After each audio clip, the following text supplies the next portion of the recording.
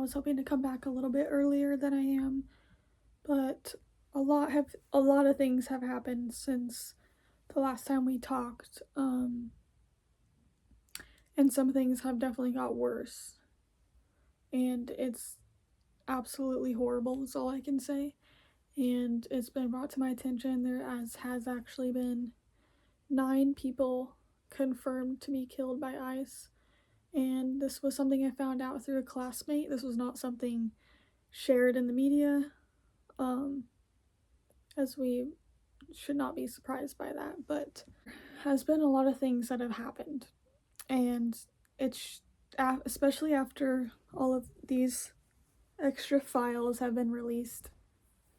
If you know which files I'm talking about, it's confirmed something that I intuitively knew this whole time, but I was trying not to accept it. But it's just confirmed to me that what's going on is not just a politics issue, it's not just an economics issue. There is pure evil forces working in this world. And I always kind of knew that, but I never thought it was to the extent that we are now understanding and learning as humanity. And yeah, in my opinion, I feel like it's not just one issue happening. It's like, it's a spiritual warfare going on, I think, in everyone's minds in humanity. Confusing because it's like there are so many evil things happening in the world right now, and evil can be defined by so many things. It can be humans killing other humans, it can be humans destroying nature, it can be humans destroying other animals.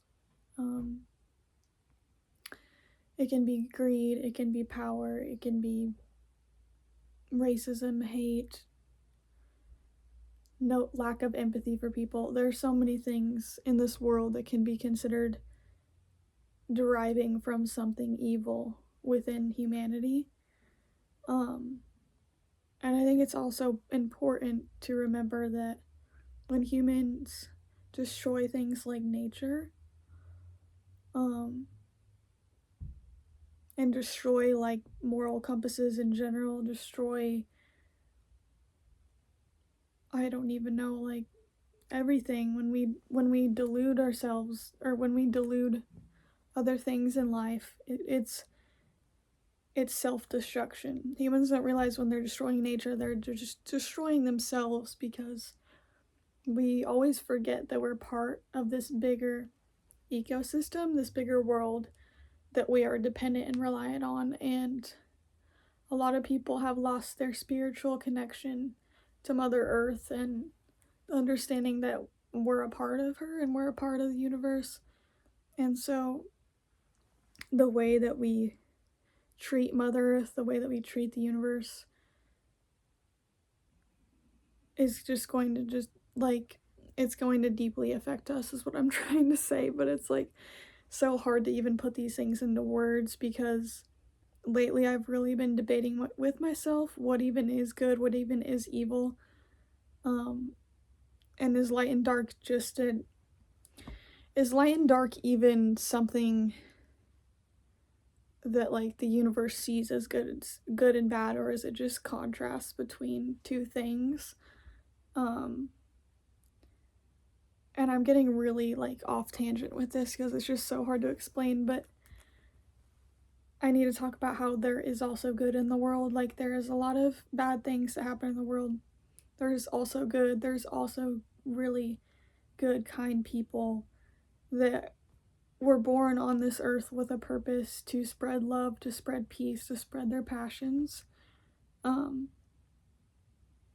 So there's always just dualities on this plane, on this earth, and it's really hard to even know like why we're here, why those dualities exist, and why so much suffering exists. Especially, it just seems like more suffering exists right now than, I'm not saying there's ever supposed to be suffering, but like there is a great imbalance. And I think every living being on earth, no matter if you're a tree, a human, whoever you are, you feel that suffering, you feel that heaviness.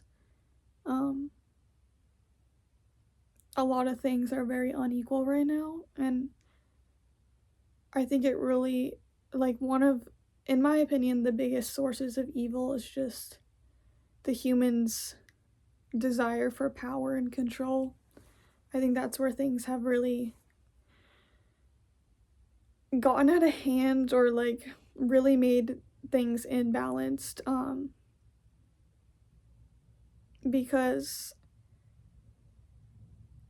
the way that I perceive the world, or I guess, let me just say, I grew up Christian, so I had this idea drilled into my head of heaven is a real place, hell is a real place, and that they don't exist on this plane, and that they're completely different places that you go after you pass away, or that you go to in dreams, or you go, like, I don't know, maybe you have a heart attack, you come back to life, right? And people will see heaven and things like that. But from my perspective and life experience and the person I've become on my spiritual journey, I see hell and heaven as places that exist. Both of those places exist on earth. And I think it's about how you carry your energy and how you perceive the world, and what you choose to do on this planet. And I'm not saying that's true, this is just like my theory, but like, I think heaven on this earth is genuinely like being in Mother Nature. There are some places in nature I've been where I'm like, this is God, like this is the universe. There's no way, this is not made by the creator. This is absolutely beautiful. This is the most fulfilling experience of my life. And I've had some of my deepest, like, spiritual revelations, messages, whatever you want to call it, immersed in Mother Earth and Mother Nature. So that's definitely a place I see as heaven on earth.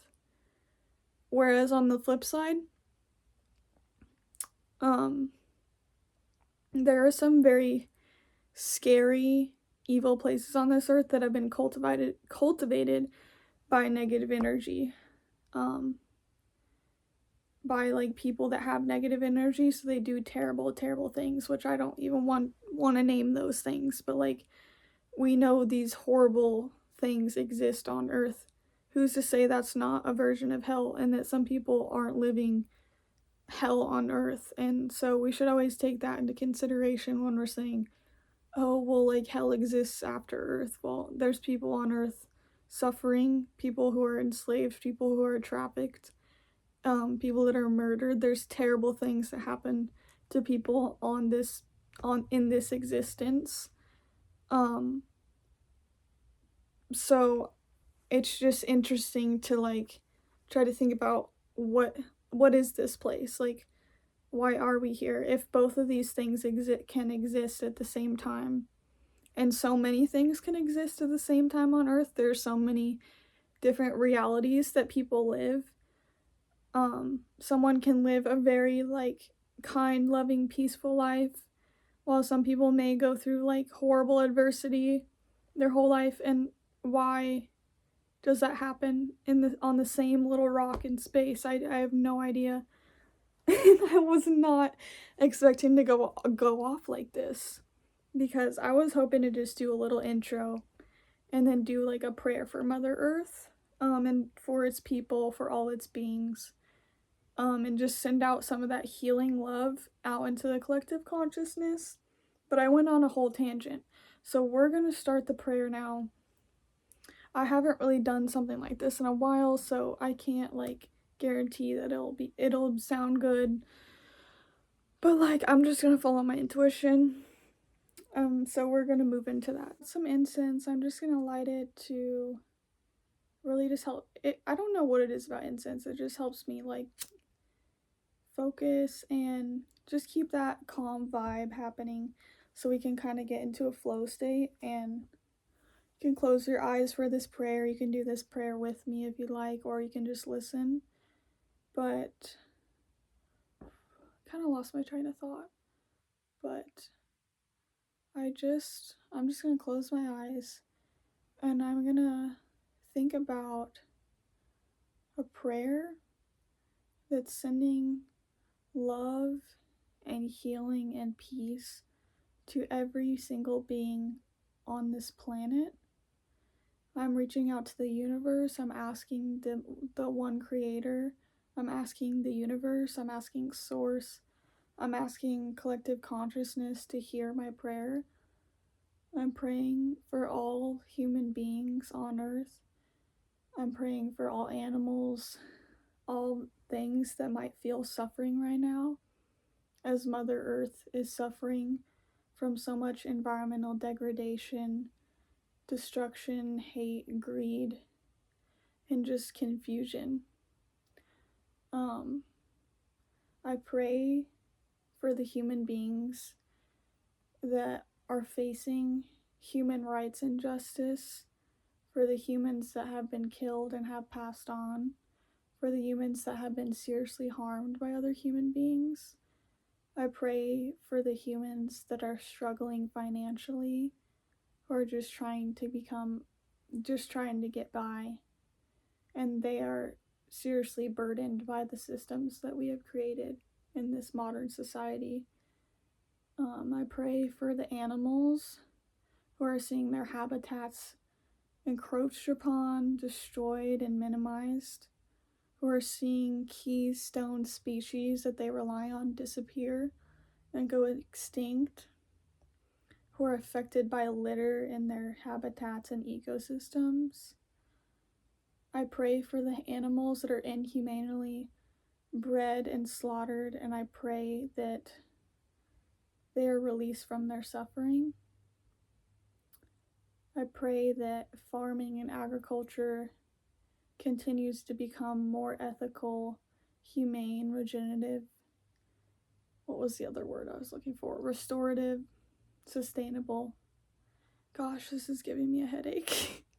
This is a strong ass incense. I think it's time that we blow it out, and then we'll continue on with thinking about who we want to pray for. And you can think of somebody else in your life or another being you want to pray for, or a cause that you want to pray for. This is just about opening up an opportunity to the collective consciousness who will see this to raise their vibration, and to send out love and light into the universe when it feels like there's an imbalance, like there's too much negative, there's too much dark. Okay, let's do something about it. Let's send this love and light out into the universe. So that's basically what we're doing here. It's just an exercise. You don't have to have a perfect prayer. You can pause in between like I am and think about what else you want to pray for. So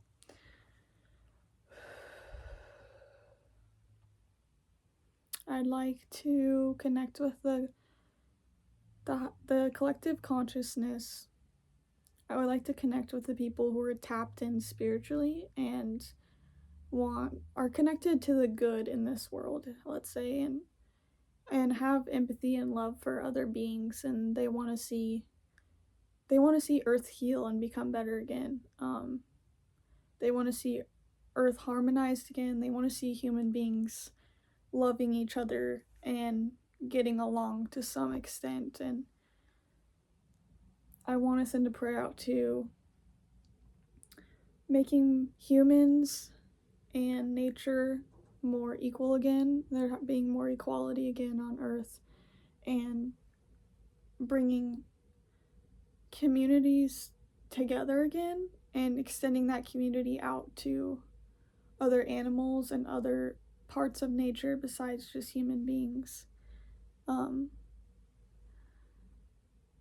What else do we want to pray for?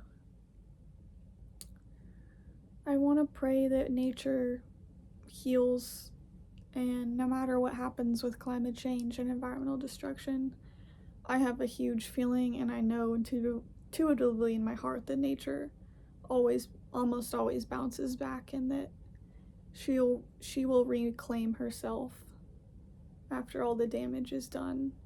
She'll be able to restore herself.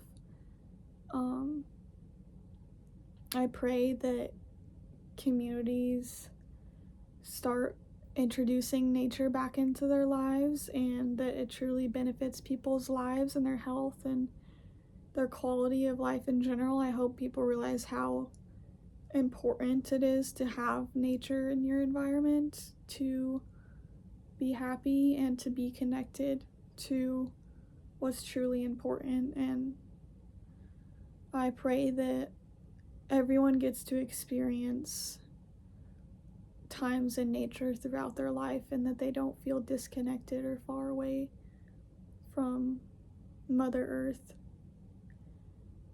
I pray that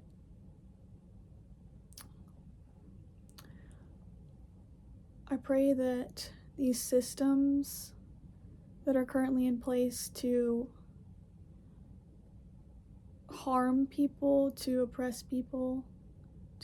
and harm nature, I hope that they explode. I hope they combust. I hope that the universe reminds us that these cycles of power and greed do not work and that we need to return to love, to peace, to harmony, to community sharing, to helping our neighbors, to working with the land, being thankful for what the land gives us and providing reciprocity to her.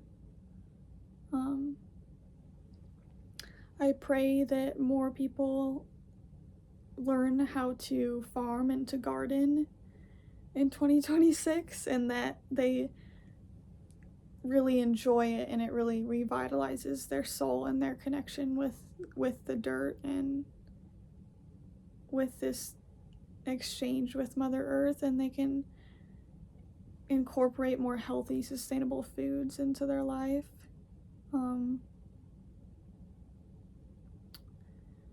Yeah, I don't know what else to pray for, but overall, I'm just sending some hope and love and peace and light out into the world to all the beings that are suffering and all the beings that are concerned about others suffering, and that want to make a difference in this world. I promise you, you can. You are the good in this world, I promise. So just remember that.